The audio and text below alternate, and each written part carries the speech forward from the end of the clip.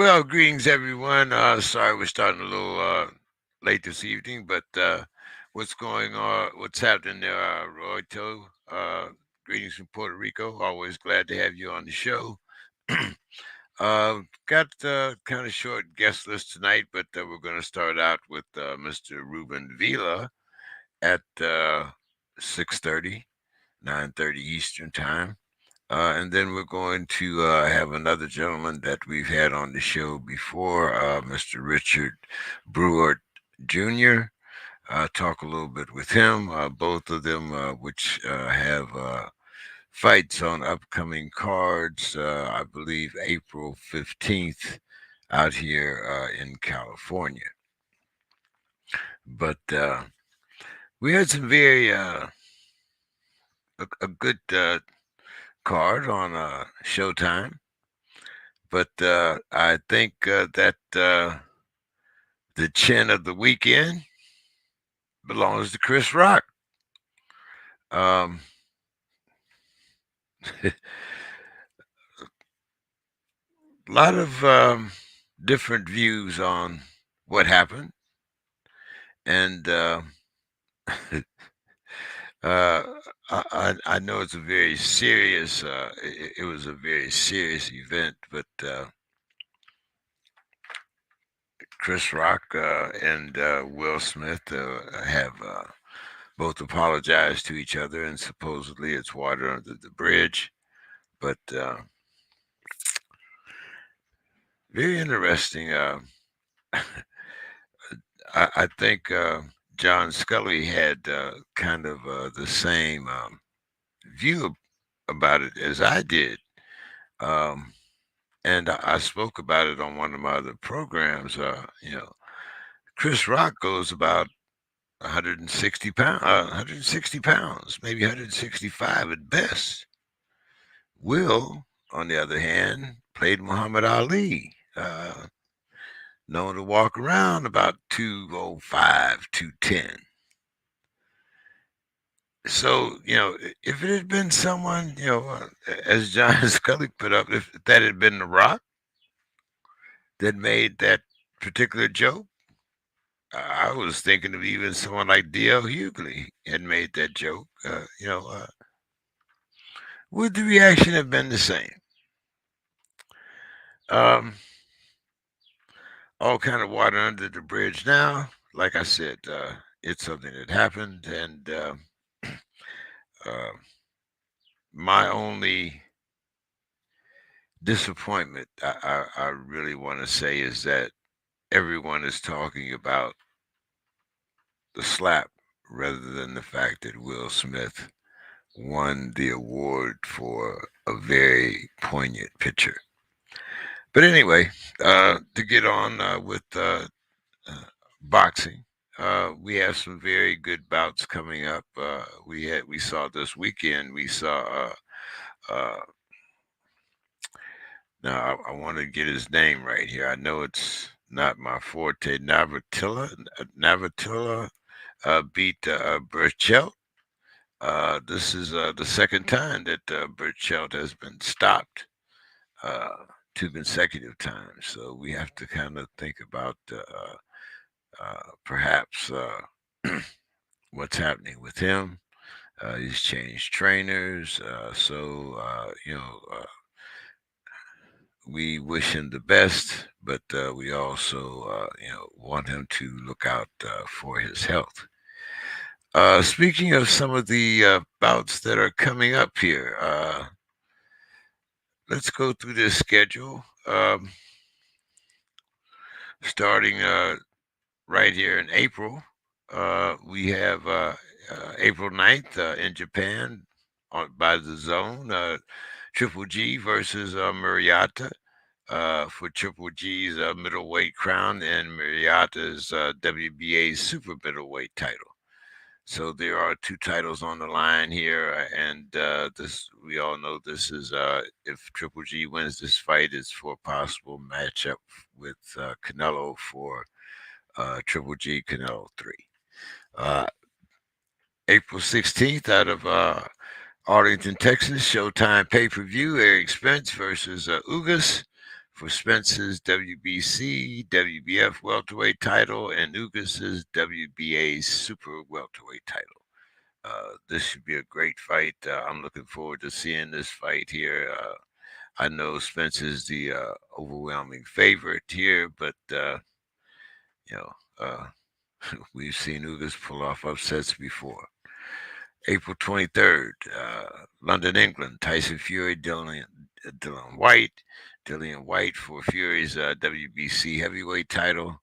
I think that's a foregone. I think you lose your there, but it's always boxing. All it takes is one punch. April 30th, Las Vegas, ESPN Plus title fight. Shakur Stevenson, Oscar Valdez for Stevenson's WBO lightweight title and Valdez WBC junior lightweight title. Another good, should be action-packed fight there. April 30th, Katie Taylor versus Amanda Serrano for for Taylor's WBC, WBA, WBO, and IBF titles. Hope to get excuse me. Hope to get Girl Boxing on to talk to us about this fight and the matchups. May 7th, of course, Canelo versus Dmitry Bivol for Bivol's WBA light heavyweight title. Another interesting matchup. A seasoned Canelo against a relatively big puncher like Bivol. This was a matchup I've thought that Canelo would kind of avoid until the last minute, but here we had the fight, so let's see what happens. May 14th, site to be determined. Charlo versus Castano for Charlo's WBC, IBF, WBA junior middle lightweight titles, and Castano's WBO junior middleweight title. This is a good matchup. Styles make fights, but I think most people will think that maybe in a hard fight, Charlo will prevail, but it should be a very good matchup. Once again, another one of those styles make fights. Fight that I'm looking forward to on the 28th of May, Gravante Davis versus Rolando Romero for Davis's regular lightweight title. Always good when Tank is in the ring. Very explosive. Sometimes you're not exactly sure which Tank you're going to get, but I'm looking forward to this fight. And a fight that's just really been solidified June 4th in Melbourne, Australia. We have Cambosis against Devin Haney for the undisputed lightweight title. Devin has been looking forward to this fight, and I'm really looking forward to seeing what's happening here. Some of the other fights that we haven't mentioned, and like I said, I'm definitely going to have to get Girl Boxing in to talk with us about it. We have Savannah Marshall. She'll be fighting April 2nd in England. And actually, this fight, this fight is in Newcastle, England. Also, Costa Mesa, California, April 9th, Michaela Mayer versus Jennifer Hahn for Mayer's IBF and WBO women's junior lightweight title. Another great women's fight that we should be able to see both of them with their skills on display. As I said here, we also have a fight April 15th out here in Salinas, California. And that'll have both of our guests will be on this card. April 9th, I already spoke about April 9th in San Antonio, Ryan Garcia. He'll be back in the ring. So That's going to be another great, along with Gabe Rosado against Shane Mosley Jr. So there's going to be some really a lot of action in the month of April. Out here, Showtime. It'll be April 9th. Eric Lubin gets back in the ring against Fedora. Tony Harris will be in the ring fighting Sergio Garcia. So, hey, buckle up for the month of April. We got some action for you. Let's see. April 16th, of course, Errol Spence. Uh,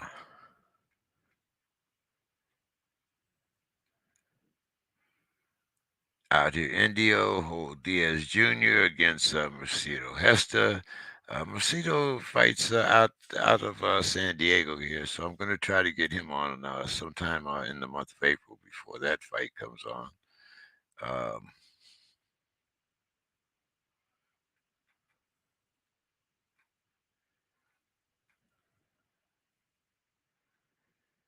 Um, uh, Mentioned Tyson Fury, Shakur Stevens. April 30th, Katie Taylor, Amanda Serrano. We mentioned that. Also, that on that same card, Franchon Cruz Discern will be fighting. We're trying to get her on the show before that fight. Fighting out of D.C., trained by Barry Hunter. Uh, May 7th, May 11th. Some of the May fights we'll get into a little bit later.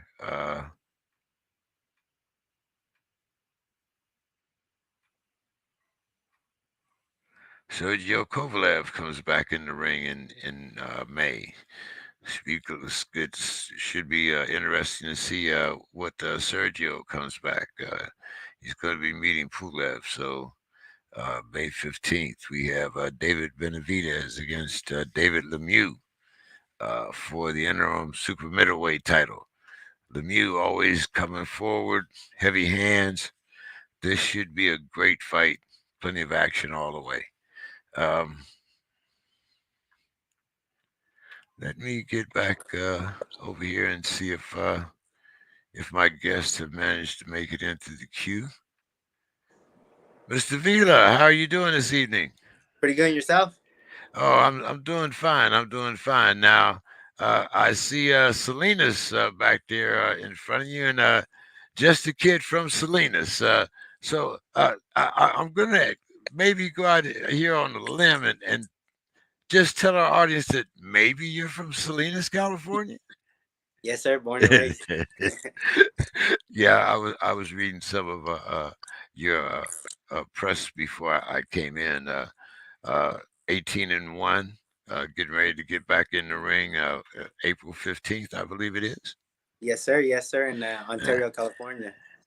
so, you know, we. I'm down here in San Diego, and I know that the weather's a little different out there because you're in the desert, I believe. No, I'm not in the desert. I'm right here by the ocean, Monterey County. So it's Okay, okay, a little more overcast than we get the sun. okay. Now, so usually when people think of California, they always think of how California is warm weather, the beaches but we've had a relatively cold winter as far as we know it out here for people that live out here in California. So has your training regimen changed with the weather?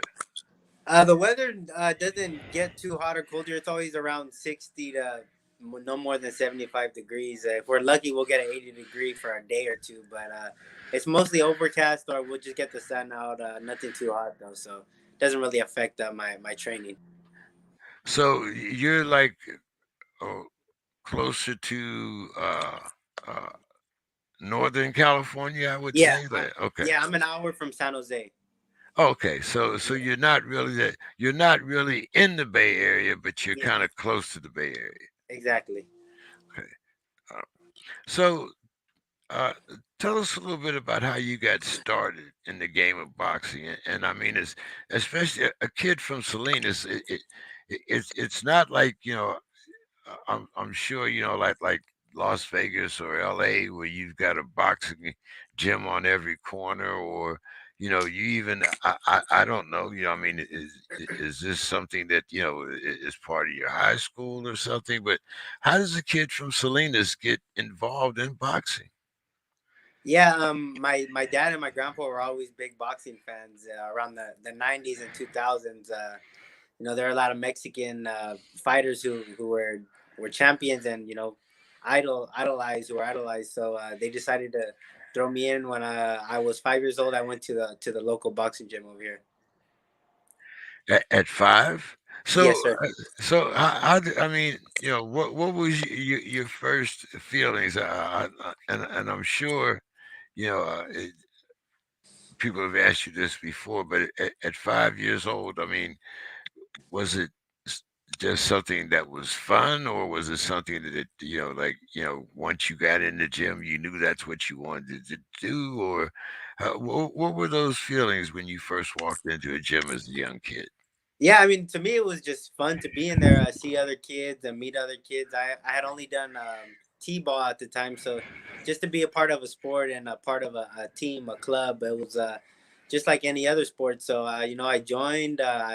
I guess I liked it, and then I couldn't be an amateur till I turned 8 years old. So I had around 3 years to prepare myself pretty much for my first amateur fight, and it went on from there. Just stayed in the gym and.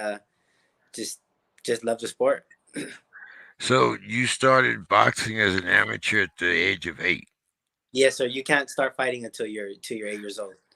Okay, and as well from 8 until how long was your amateur career? Um, eight till I was 18, maybe. Yeah, 18. Yeah, I believe I was 18. I tried to go to the Olympics. Fell short in the finals to Shakur Stevenson and was Olympic alternate, but I just decided to go pro. Now, you fought Shakur 4 times, I believe. Yeah. Twice in the amateurs, you won, Yes. and then during the what was it, the Olympic trials, he beat Yeah. you twice. Yeah. Exactly. Now, I heard about what you had to go through in order to get that second fight because you had lost in your first in round one, so you had to more or less requalify and get back in there in order for you to get that second bout, right? Yeah. Exactly. So I lost to him the third day, I believe, and then I had to win back from the loser bracket and then get back into that championship fight with him. Now, when you say get back in the losers bracket, what does that mean? I mean, are you fighting, like every day, or are you fighting? I mean, how do you, uh, as I said, like requalify after you've Mhm. lost that third day? Yeah, so pretty much the Olympic trials is the only just where you could lose twice in the Double tournament. So double elimination. exactly. So I lost, and then I had to fight the guys who already also lost. So whoever loses that, you're out of the tournament. So I had to beat three of them, and then make it to fight Shakur. So I fought 7 days straight in Reno. Oh man. Uh, Yeah, yeah, you're so, telling me that. but now, uh, you mentioned what you said your father and your grandfather were into boxing. Yeah, they were just boxing fans and just really like the sport. Now, how did mom feel when the father said, hey, uh, I'm taking you to the gym, and he's 5 years old? Yeah, How my did mom, she's always been really supportive. She's a tough mom where you gotta you gotta you gotta work hard and get what you deserve. So she was always supportive and always pushed me and at the same time she was also a mom. So when I was a little kid and I was on a diet, she'll sneak me a little bit of food whatever I could eat. And yeah, so my whole family's real supportive. I got four sisters. My girlfriend and her family are all supportive. So it's just one big supportive family I got behind me. Now, I always have to ask Spanish fighters this because I live here in San Diego, of course, and I see a lot of families, and when they have family dinner, there are piles of food. It's like every day is Thanksgiving. There's tacos, there's burrito. I mean, just some of the things that I can think. There's probably a lot of things that I can't even pronounce. Menudo, and I mean, they. So I have to ask fighters, how do you stay in shape? Because you got a mom, you got four sisters. I'm sure all of them cook. Yeah. Yeah.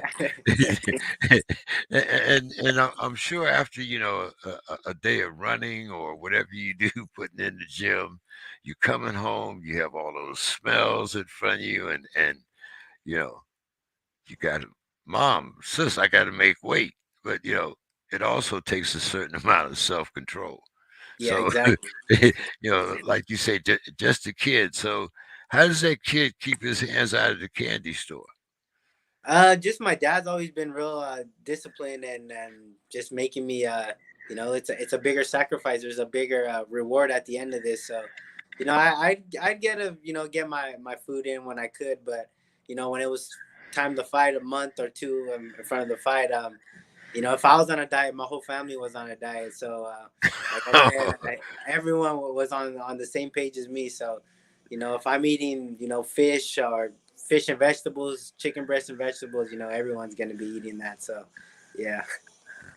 So, do you have your own dietitian, or is mom is that kind of mom's role since she's already had it since you were since five anyway? I mean, but No, my mom, she doesn't really cook for me as much anymore when it comes to the diet part. I get my meal prep meals, get about 10 a week, and I just eat what they give me.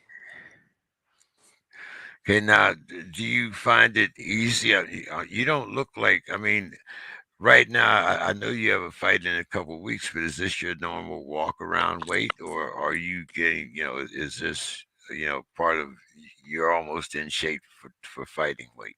Yeah, I'm in the gym all year round, so I'm always active. I'm always in the gym. I don't boost up more than 140, so I'm comfortable at 126 right now. So I'm only about 5 or 6 pounds away right now. So I'm able to eat and train hard at the same time. So as far as nutrition and making 126, it's pretty easy still. Now, what's I'm sure I'm not giving any training secrets away or anything like that because I'm sure you are on YouTube and you put a lot of things up on YouTube. I see your part of social media there. So, is there any type of uh, training that, well, like for instance, a lot of guys, like to run. Deontay Wilder said that before his fight with Tyson Fury, he didn't run. Hmm. So, I mean, what's can you kind of take us through your daily regimen? Yeah, for sure. Every day around 11, I go to the gym. I do my boxing work. Monday, Wednesday, Friday, I'm sparring. So Tuesdays and Thursdays, just pure boxing, mitts, bags, a little bit of everything, shadow boxing, and then I'll run out in the afternoon around 5 or 6. So it just depends. And then I also do some track work. That's around also in the afternoon where I'm doing endurance, sprints, drills, just a little bit of everything, cone work. So, I make sure every stone is turned before I get into that ring. And, I'm mentally prepared and also physically prepared. It's very important to me. Now, who's your trainer and your coaches? Yeah, I'm with Max Garcia, Sam Garcia, the Garcia family. They've been in boxing for a long time. They had Oh Eloy yes. Perez, yeah, Jose Slice. So they have a lot of guys, and they're also part of my big family that I have. So, yeah, we all got one goal, and that's to become a world champion. So now Robert Garcia and you're signed with Thompson, I believe. Yeah. And how long have you been signed with them? Since I started my career, I think I signed 2017, I believe, 2017, 18. Okay, okay. Mm-hmm. What was your involvement with that? Was I mean, was it was there a prior relationship with your family? Was it someone that you had heard about? I mean, Just yeah, just someone we had heard about. We went to a couple of other bigger promotions, but they weren't really working with me as far as like what we wanted and stuff like that. So these guys always kept me active. Besides this last fight, this is the longest I haven't been in the ring. So, I'm finally happy to be back in the ring and keep moving forward. now I mentioned earlier that you were 18-1. Uh, the one fight that you lost was in against Navarrete, I believe, championship fight. Uh, what were some of the things that you learned from that loss? Yeah, I learned a lot. I feel like I learned that you shouldn't, fall asleep on the wheel. Pretty much, he caught me with some weird angles where I got caught with where I kind of just fell asleep and didn't see him coming. So, That first I left hand, especially. yeah, exactly. It came from all the way, the floor. I couldn't even see it. So, I learned a lot. I learned to be a little bit more patient with myself and, fill them out. I got dropped those two times and I got up and I got in my rhythm and started doing my thing. But unfortunately, we didn't get the decision. And I believe I could beat him. I just have to fix some minor little things that we have to fix in the gym. Now, were you surprised at all by, uh, I want to say, the step up in competition? No, not at all. I knew he was a real tough champion. Like I said, I was two knockdowns away from getting that bout, but it wasn't my time. I had to learn a few things before I get to that level, and I felt like I'm just so close to being that elite fighter, and you got to live and you learn.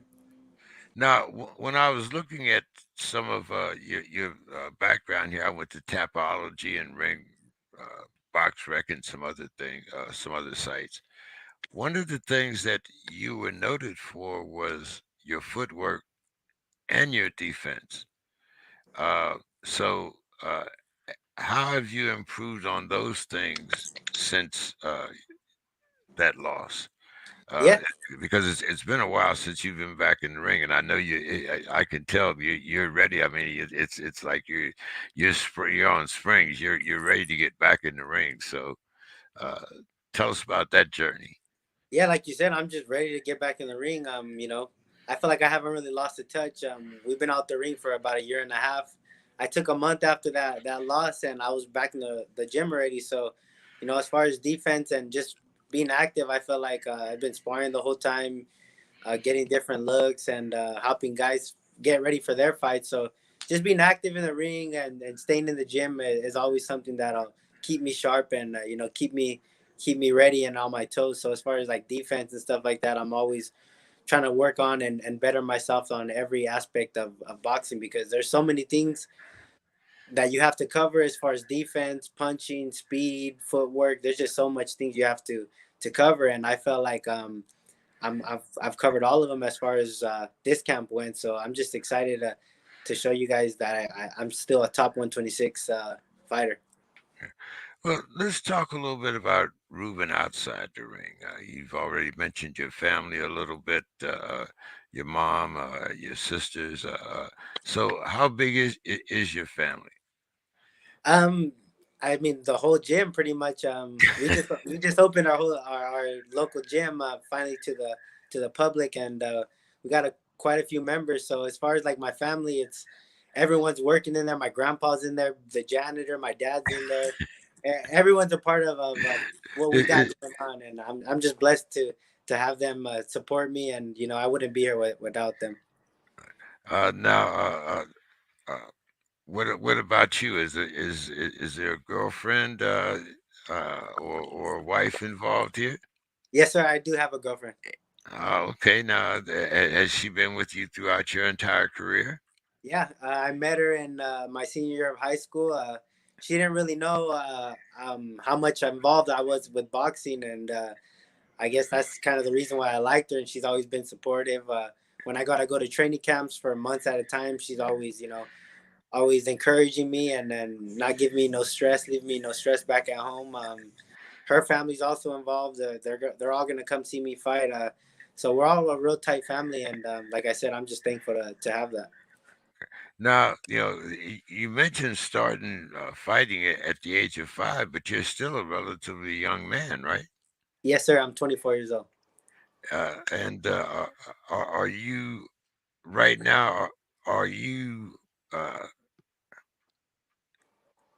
satisfied with the path that your career is on? I mean, uh, you've already had at least one shot at the title, so I mean, that shows that you're definitely on the right track.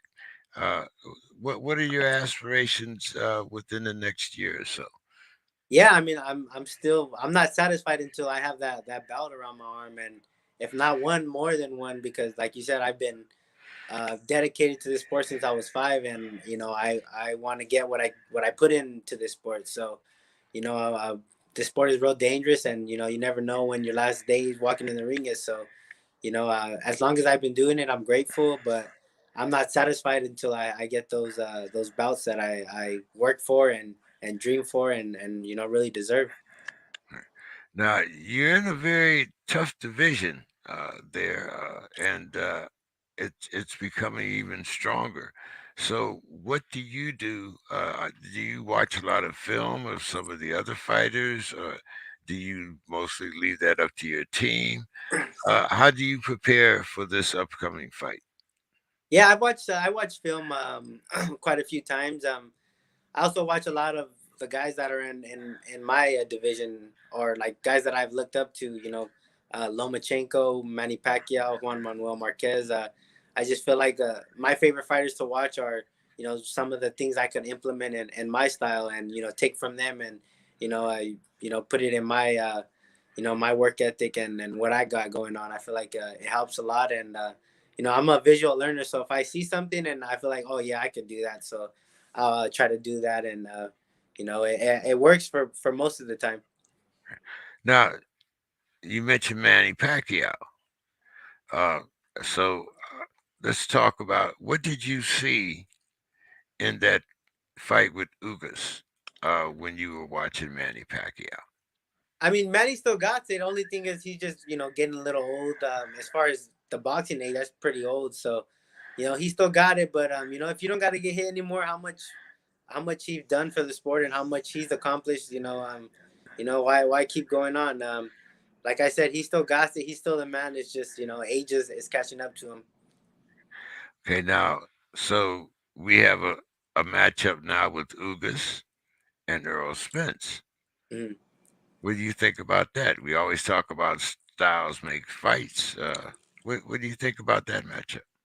Yeah, I mean, if Ugas could be disciplined and as far as boxing and staying out of Spence's way, he might be successful for a couple of rounds. But I think Spence will just overpower him, and he also got skills, but he's just more determined and he got more, more in his punches as far as like power and just being smart and being in there. I feel like Spence should take over in the middle. Maybe 7-8, he'll start taking over. Do you think the fight will go the distance, or do you see Spence stopping? Like I said, if Ugas plays the smart and then stays outside for as long as he can, it just depends how long he could do it for. He might be able to finish the fight, but if he doesn't and Spence catches him early, I don't think Ugas will make it. Now, April 30th, we have another title fight, a gentleman that you're very familiar with, Shakur Stevens versus Oscar Valdez. Uh, what's your thoughts on that fight? That's a pretty good fight.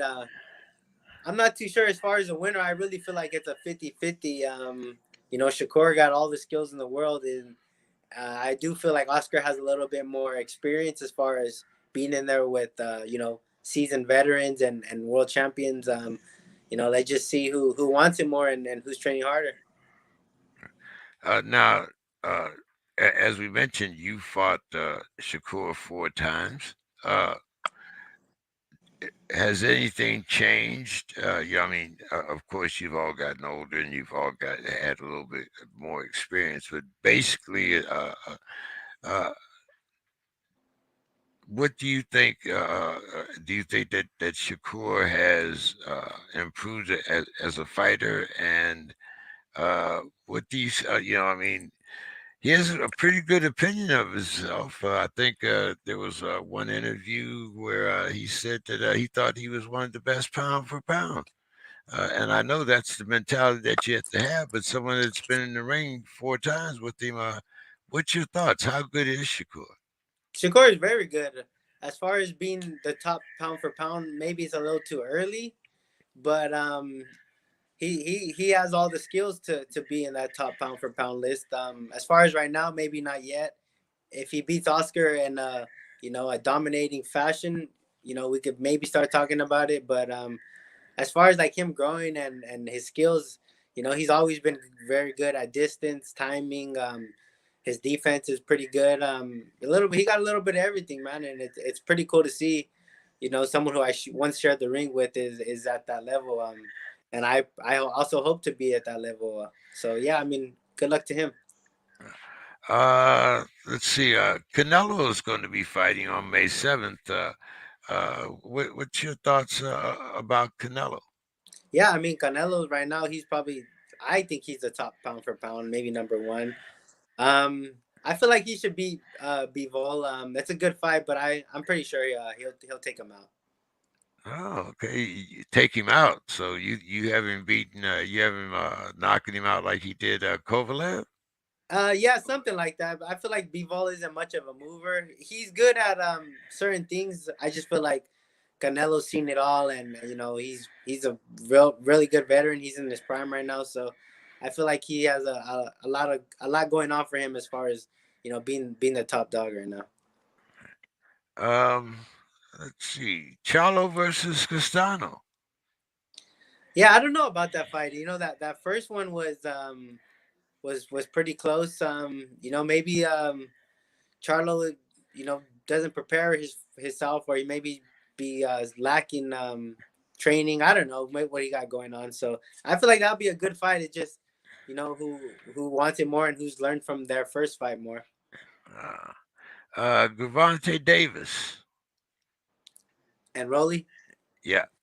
yeah, I mean, we'll see. Rolly has a real awkward style. He's strong. He might be super awkward where Javante isn't able to look as good as people are supposed to think. When there's been a couple of fights where he hasn't really performed at his top abilities, and no one really knows why. But I feel like that'll be a good fight, and may the best man win. Uh, what about Cambosis versus Devin Haney?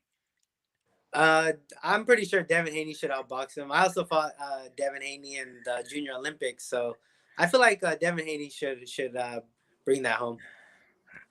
So now, you fought uh, Haney, you Yeah. fought Shakur, Hmm. and you fought Navarrete. So you have quite a bit of experience. But who were some of the fighters that you modeled your style after, or that as you mentioned Manny, but were there some other fighters that maybe you took little bits and pieces from?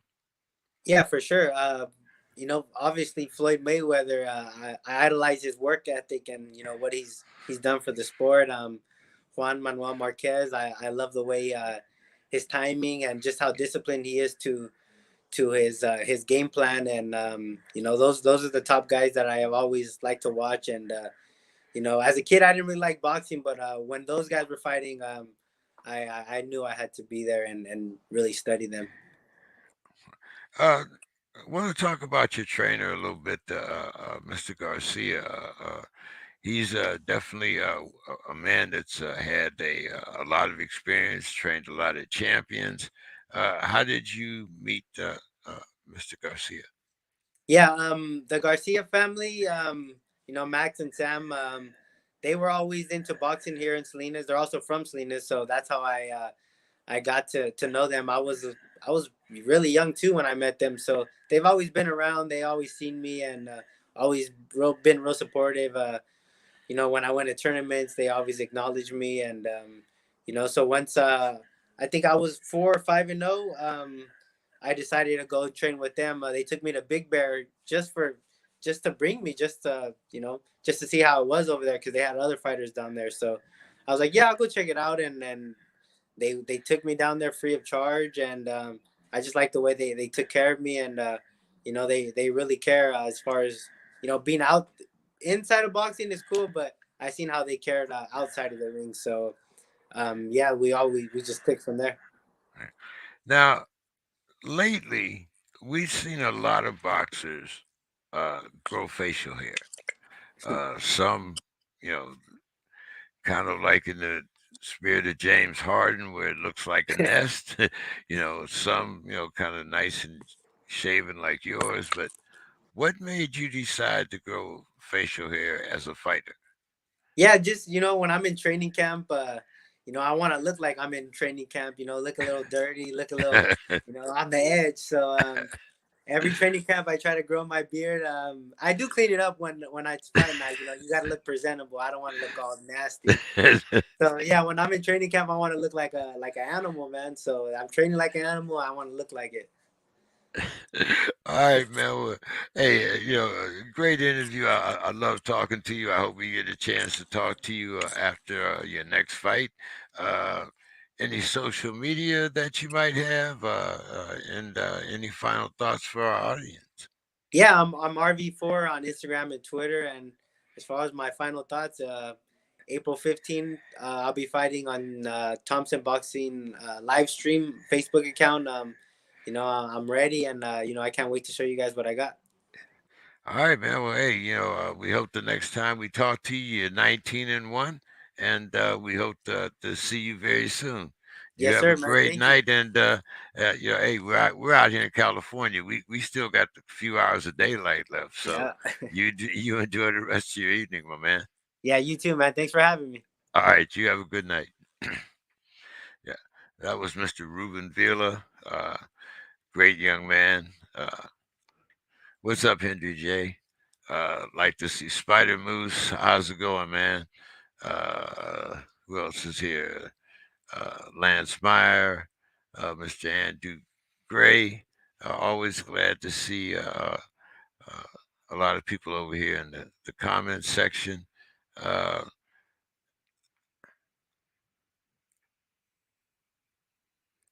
any comments you might have about Mr. Ruben, upcoming fight? Maybe you saw the fight that he had against Navarrete. And any thoughts that you might have here on any upcoming fights, let us know over here in the comments. Uh, and we'll try to get as many comments in as possible. Uh, hey, over here, guys, what did you think about the slap heard around the world? As I said, kudos for Chris Rock having a chin, uh, probably the best chin of the weekend. But you know, just a few thoughts here, just to add a little levity to the show. But we're going to have another gentleman on the show, Mr. Richard Brewart Jr. Um, Richard's been on before, but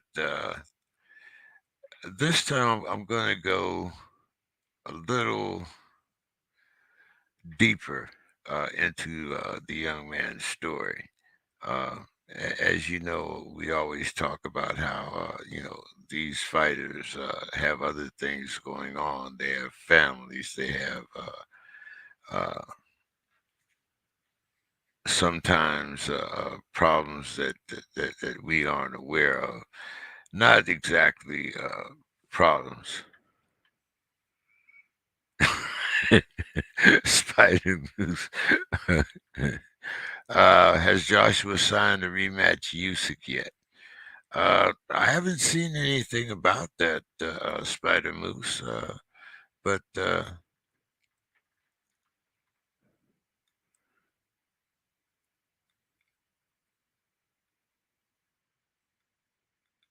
Yeah, I'm looking forward to that Bivol Canelo matchup. Also, Spider Moose. That should be a great matchup.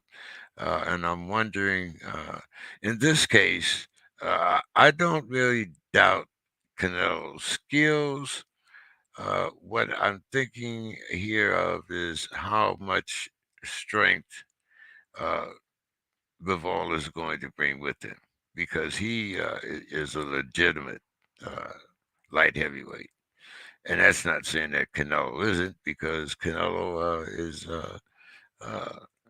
certainly put on that weight, and he's capable of holding that weight. Uh, I'm not so concerned of him reaching the weight as a light heavyweight as going back down to possibly 160 or 168.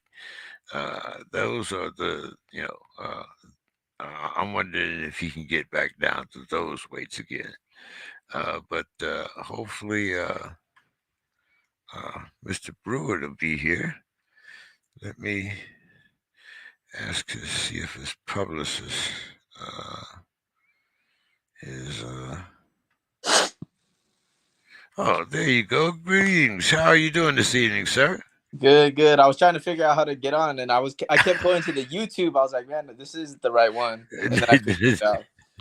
No, the YouTube is where everybody else can watch us, make the comments and things like that. But how are you doing this evening? I'm good. I just got back home from training about an hour ago. Okay, now you're also a Thompson fighter. Yes, yes, yes, I am. And when did you sign with them? I signed with them last year in July. I fought in June, then I signed with them about a month after I had fought in July. So you're now, are you 10-0 now, I Yeah, believe? I'm 10-0 right now. 11-0 April 15th. Now, I think the last time we had you on the show, we talked about a lot of things, as far as your career and things like that. But I'm sure there are some things that the audience doesn't know about you. And if this is too, a subject that you don't want to get into, you can let me know. But I would like for you to tell our audience how you take care of your special needs uncle. Oh yeah, I I take thought care. I thought that was a very poignant story. You've been taking care of him, I believe, since you were 14 years old. Yeah, yeah. He's lived with us since I was younger than that, but I've been taking care of him since I was 14. Before it was my dad and my uncle, and they took care of him, and then now I'm the one that's been doing it. But I take care. He lives with us, so I take care of him every day. I feed him, shower him every day in the morning, get him out of bed, help him in bed when he's gonna go to sleep. I do the everyday normal what everybody would do with themselves on the daily, but he can't, so I help him do everything. Now, this is as I said, your uncle. You've been taking care of him since you were 14. Yeah, And uh, there has to be a special strain, taking care of someone with disabilities that most people do not uh, uh, anticipate. I yeah, mean, definitely. even at my age, at the age of 75, there are things that I just cannot imagine that, what it's like not to be able to do it for myself, to have Yeah, someone actually, take care of me. And yeah, I definitely. kind, I kind of went through that earlier around Christmas time when I went to visit a friend, and she was bedridden. So not to the extent that we're talking about Yeah, your Mom. circumstances, but Yeah, just someone that would have to have assistance to get to bed, to get up and to get in the walker, things like that. yeah, So yeah. is there a grind on you, as to make sure that you get all of these things get done? I mean, there's only 24 hours in a day. I mean, you have to train, you know. Yeah, I have a set schedule. I get up, take care of him in the morning, everything before I go train. So I take care of him in the morning, then I go train around 11 o'clock in Riverside with my trainer Henry.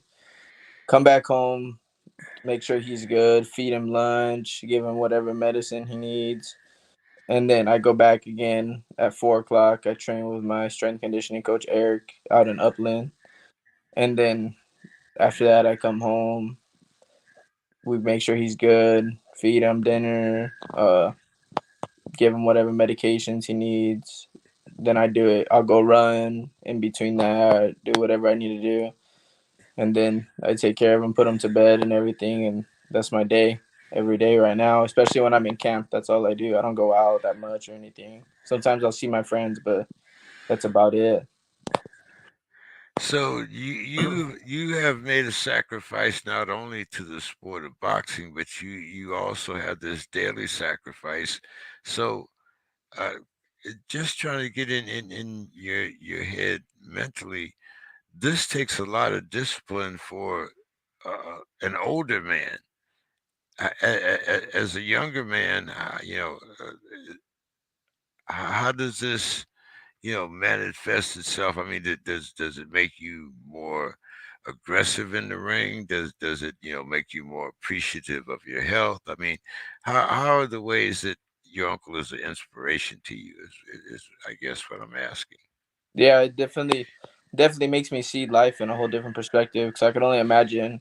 I take care of him, but I don't. I still obviously don't know the full extent of how he feels to not be able to do everything he wants to, not be able to take care of himself, not be able to just leave when he wants to, and do whatever he wants to any day. No, like I could get up, I could walk out, I could leave, I can go train, I get ready for a fight, then I can go fight, and then I can go hang out with my friends after. He can't do all that, so it definitely makes me see it in a whole different. Like I'm lucky to be in the shoes that I have right now, so I try to take as much advantage of it as I can. It's Now, definitely big. now you've also had an amateur career, correct? Yeah, I did. I didn't have a lot of fights. I had about 30, 31 fights as an amateur. But I say the last 10 to 15 fights, I was fighting elite guys, top guys. So you've been doing this since you're 14. How did you make you were a kid. I mean, you Yeah. you didn't really have time to go and play. I mean, so how did you introduce yourself to the sport of boxing? I just, boxing came on because I was a heavy set, out of shape kid. I needed to get in some shape. I played baseball before that, but baseball definitely didn't get me in shape. So boxing definitely did that. And then that's what I've been Wh- doing. Literally, I started boxing when I was 12. So that's how I've been doing it. Now I'll be 24 in June, so 12 years in June I'll be doing it. Now, was there something special that drew you to boxing other than just the weight loss? Because I No, mean, I mean, even losing weight, you're still taking punches, and yeah, I you're never, still having to get in shape and do yeah, whatever you had to do. So, you know, yeah. uh, No, I never had nobody in my family fought. Nobody, I never knew anybody that fought before boxing. Before I started training, nothing. It was just literally just to get in shape and lose the weight, and then I fell in love with it and I stuck with it ever since. Now it's my life. and middleweight, I believe. Yeah, this fight is gonna be at 160 because I came off of a layoff because I had knee surgery back in October, so kind of got a little heavy and stuff. So I came down. Now this one's gonna be at 160, but after this fight, April 15th, I'm gonna go back down to 154 for sure. Now, uh, let's talk a little bit about your surgery. How are you feeling after surgery? And what was yeah? I mean, most athletes. Yeah, I know. From playing football and different things in the service. I have really bad knees. Yeah. Uh, Luckily, I haven't had to go through any type of procedures and that. But as a boxer, what's the rehab like on your knee? It was So I had my surgery in October. October 27th was the exact date. I started. physical therapy and everything. Probably about a month after that. So in November, I started physical therapy. I was back in the gym at the beginning of January. I was still doing physical therapy at the same time, but I got back in the gym in January, and ever since then, I haven't had no problems with it. Everything's been good, not a single thing. Now that I'm back in full shape too, I'm back in fight shape. It's definitely helped a lot because a lot stronger, you know. So everything has just been great now. My physical therapy went well. I didn't have no bumps in the road or messing it up again or anything like that. Everything just went the right way it was supposed to go, and my knees back to 100% again. Now you mentioned the weight, and that this fight is at 160, even though you want to go down to 164. Uh, was that due to the rehab and the fact that, well, I mean, Yeah, I was maybe bet. I was maybe a little slack on the diet since yeah, you were yeah, recovering. yeah. That was exactly what it was. I got a little lazy, and then I was bedridden too for a little while, so I wasn't up at all. And then in the middle of all that, I had caught COVID, so I was in my room for 2 weeks doing that, dealing with that. So I couldn't do nothing at all. I couldn't even leave my room. So I gained a little bit of weight, a little bit more than what I should have, but definitely won't let that happen again. Well, I mean, you mentioned COVID. Yeah. How was that? Not being able to take care of your uncle and basically not being able to leave your room for 2 weeks. Yeah, I had to. So my uncle was in the hospital, and I caught it when he was in the hospital because I was going over there to see him. So he was in the hospital while I had COVID, and then he came home, and he we both had it at the same time. So I was taking care of him still. Uh, and has that had any lasting effects? We hear some people when they have COVID, like respiratory, they don't feel like, that they can, hold as much wind as they used to, or they get they're short of breath a lot quicker than they used to be. How Yeah. did you find training after COVID? No, at the beginning, I don't know if it was just because I was out of shape, because I had been out for so long, or it was that. But at the beginning, it was definitely tough. Like I was out of I would couldn't last as long, and I was sparring stuff. But now I have no problems at all. I'm doing 6, 7, 8 rounds, no problem, and I'm ready to fight now. Now, have you been bringing people in? What's your training regimen been like? I know you say you do a lot of your road work, I guess, in the evening. So do you devote Yeah. most of the day to your strengthening and conditioning and your sparring? So in the mornings, I train in Riverside with my boxing coach, training Ramirez. We have a lot of guys at 154, 147, 160. So I'd say we have about 10 to 12 guys at my weight. So I have plenty of sparring, different looks. I was sparring with the guy that just fought Curtis Stevenson, Joshua Conley. Um, I was sparring with him, helping him get ready for that, and then obviously I'm in cap at the same time, so it was perfect. I was getting ready for mine also at the same time. So I've had very good sparring. Uh, I sparred a couple other guys, my teammate Louis, my teammate Jesse, a few guys I've been sparring, my teammate Nelson. I've had definitely a few different looks. You mentioned Mr. Henry Ramirez, Yeah. very respected guy. How did you meet Henry? I known Henry since I was shit right after I started boxing, but I didn't go to Henry till I was about 16, 17 years old, and I've been with him now ever since, like 7, almost 8 years. I've been with Henry. So you guys are like family. Yeah, yeah, Uh, Henry a good guy, definitely, and he's definitely helped me a lot. yeah. Now, what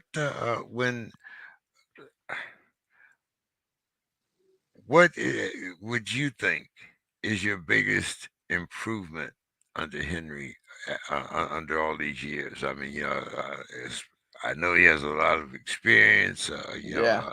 and I also know that he's a great teacher.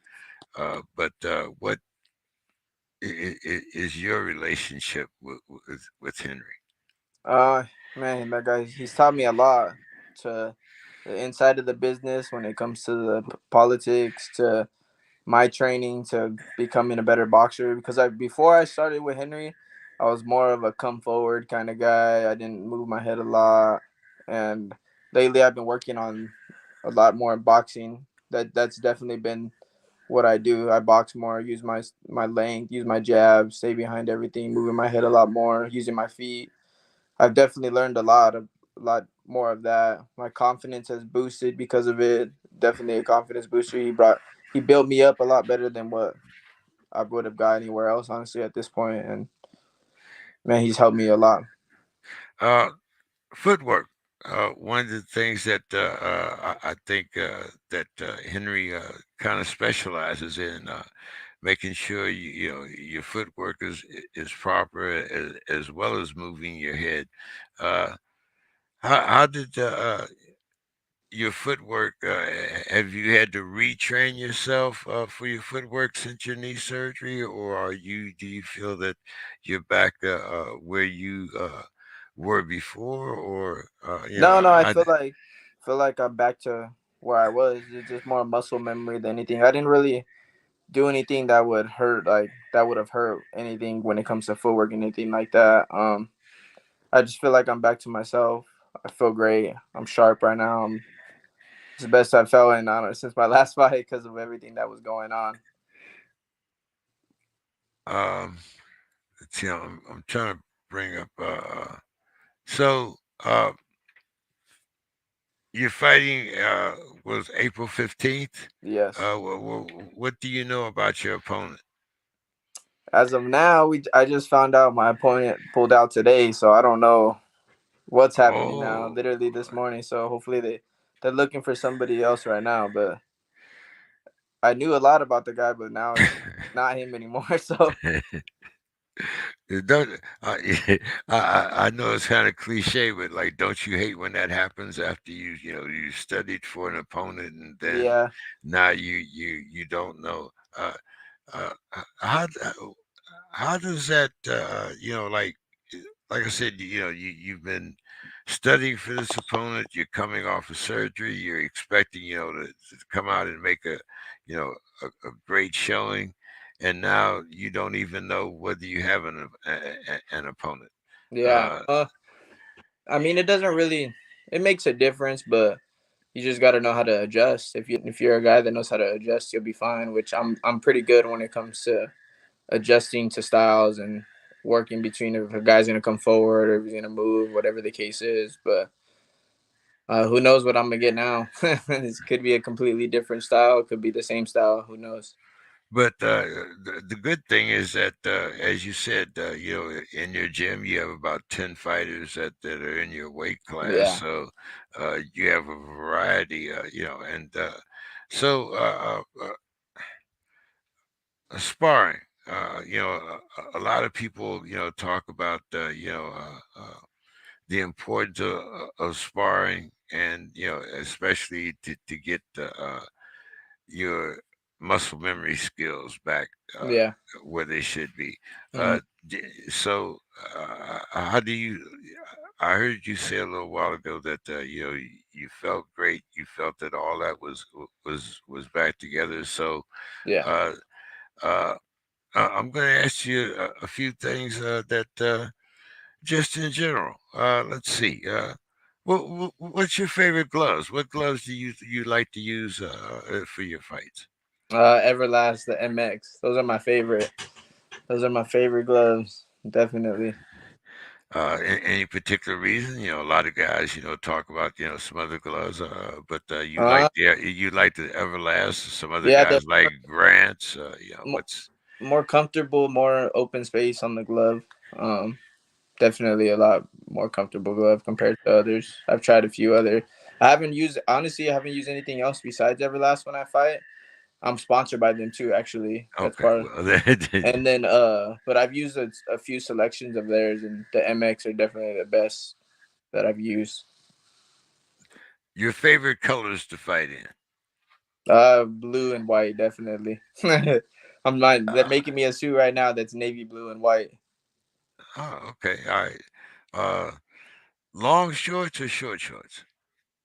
I like it to right to where the knees are. I don't like it below because then it kind of when you're moving around, they can get caught on your knee or whatever. So I like them like right above, right where your knees at. I don't like them super short though.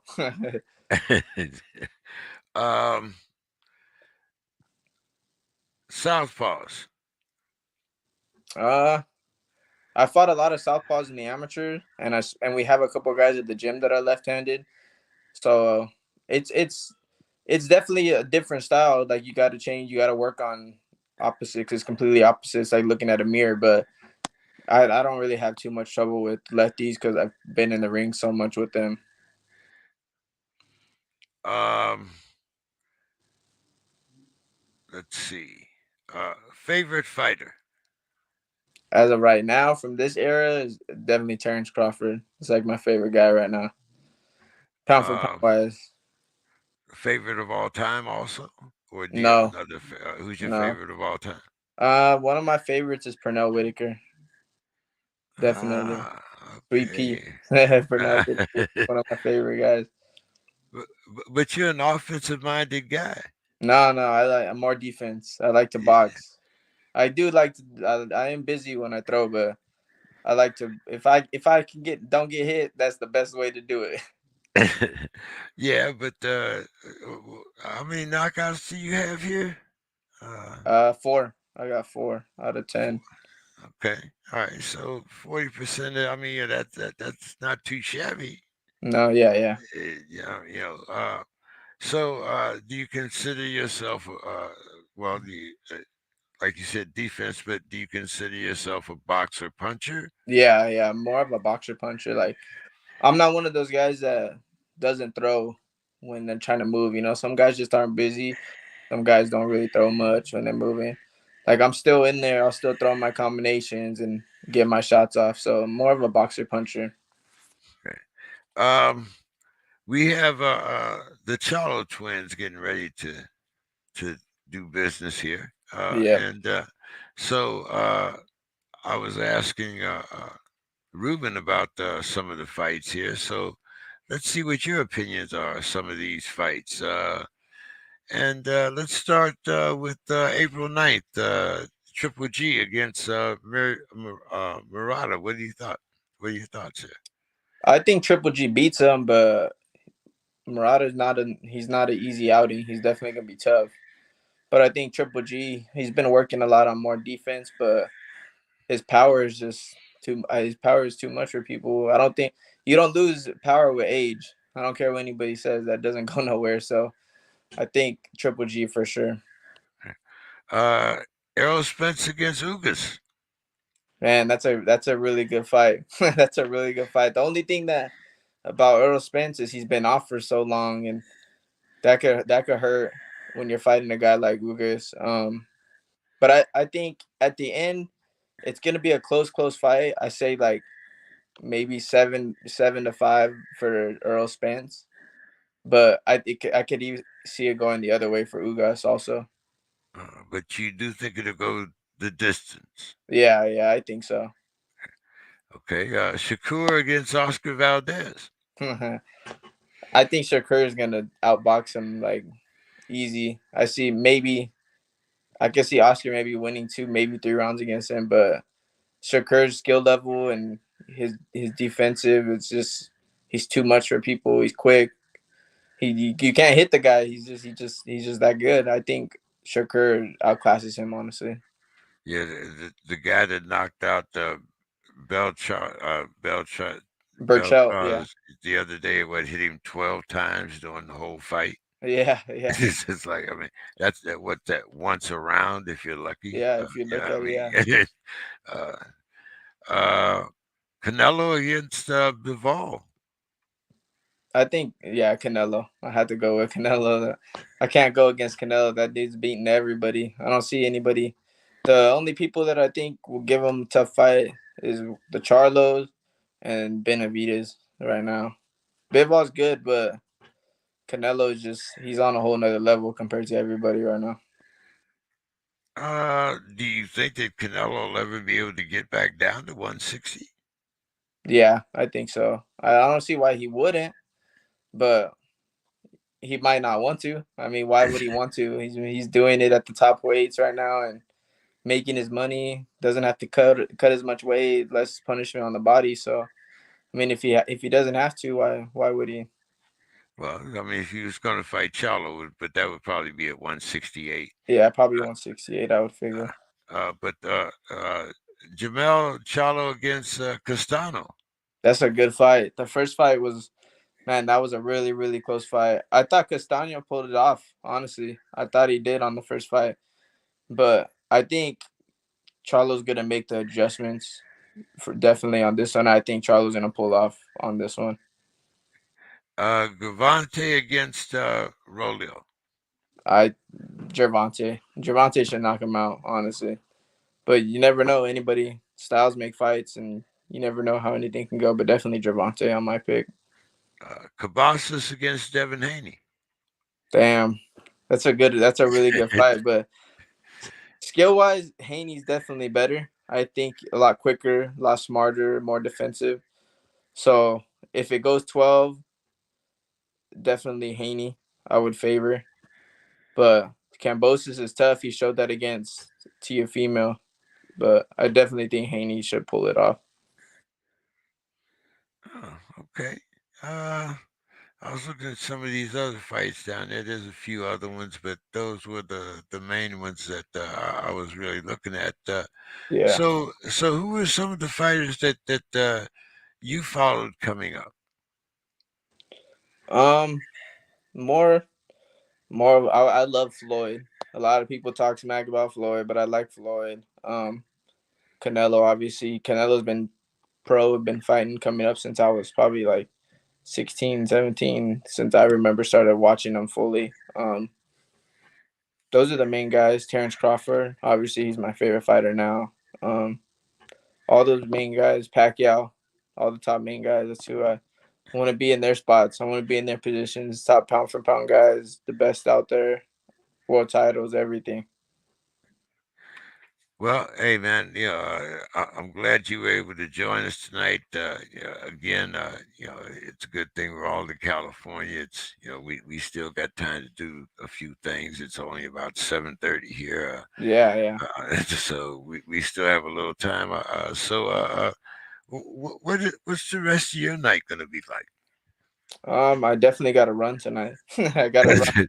I just got back from the strength and conditioning coach probably like an hour before we started.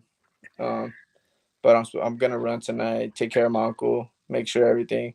I take care of my dogs that I got here too. Mine and my dad. Me and my dad breed dogs. Oh, what kind of dogs you got? French bulldogs. If you want to look, if you have Instagram, his That's Will. his That's Will Smith, right?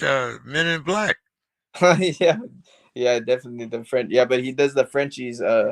His The thing ones is with IE the, finest. the, the little small ones with the big ears, right? Yeah, yeah, Yeah. Okay. Yeah. yeah, One of my neighbors has one. He's kind of a modeled or a brindle, I guess yeah, we would call it. yeah, yeah, If he was a pit bull, we'd call him brindle. But yeah. yeah. So how long have you been into dogs, man? Man, me and my dad been doing dogs since I was probably 6, 7 years old. We were doing the pit bulls before, but then one of our main dogs passed away, Hummer, and we fell off of him now, and we got into the French bulldog. Yeah. So how many dogs do you have? We have about 4 or 5 French bulldogs right now, and then I have a Doberman also, Oh, a okay. big Wow. dog. So, Yeah. how does that work out, man? With all those little ones nipping at his heels, and I mean, He's big and he's goofy. He be playing with them 24/7. Whenever they're outside together, they be running around. I'm just like, he's so big. I'm scared sometimes he's gonna run into them or some hurt them. But he knows not to trample on them or anything. It's crazy. does he run with you? Yeah, before I had my knee surgery, I definitely took him on runs with me. But lately, I've been running more treadmill and stuff just to make sure I didn't mess it up again. But I've been running outside a lot more now, and I've been good. I need to start taking him again though, because he got a little fat. Hey, you, as they always say, your dog reflects the owner, right? Yeah. What color is he? Is he red or black? No, he's a black and tan. Black and tan. Yeah. Docked. Yeah, he's dark. No, I mean docked tail and the Oh ears. yeah, Or the yeah, his tail's docked and his ears are cut too.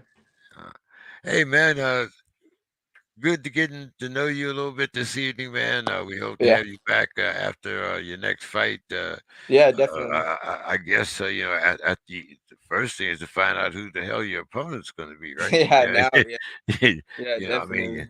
you got somebody that's going to be taking the fight on 1 or 2 weeks' notice, and we've seen and just looking at the history of the last month or two, some of those guys have been very dangerous, man. Yeah, you definitely. know, Sometimes that happens.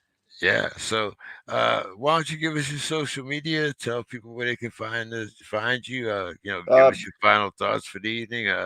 You can put in the plug for the Bulldogs, whatever, man. yeah, yeah. Now my social media, I only use Instagram. Honestly, it's my name, Richard Brewart Jr. all together. And then we have a dog page also, me and my dad. It's IE Finest Frenchie. That's where you would find that at. And you see all the dogs and everything. All the puppies, all the adult dogs we have, everything that we got going on right now. But those are the two main pages that you would look for both of us. All right, man. Well, we wish you, like I said, good luck in your upcoming fight, and good health to you and your uncle. Thank you. Thank Uh, you. once again, man, a special kudos to you for being able to do that and Yeah. being able to take care of a relative as well as pursuing a career. So we appreciate your dedication and your discipline, and we look forward to having you back on the show. Yeah. Thank you for having me again. All right, man. You have a good night. You too. All right. Well, let's see. Where's my man K9? You want to jump in here, man? I got, I see you said let's go home. Got home late, but hey, we did have a couple of great young guests in, and they'll both be fighting April 15th. Look forward to having them on the show. Uh, K9, hey, you keep doing what you're doing. I saw a couple of Instagram post today, and we look forward to you and Lil K9 getting back in the ring. So great show this evening, great guests. Looking forward to talking to everyone next week. We appreciate you and see you on the Dog Pound next week. Have a great week, everyone. See you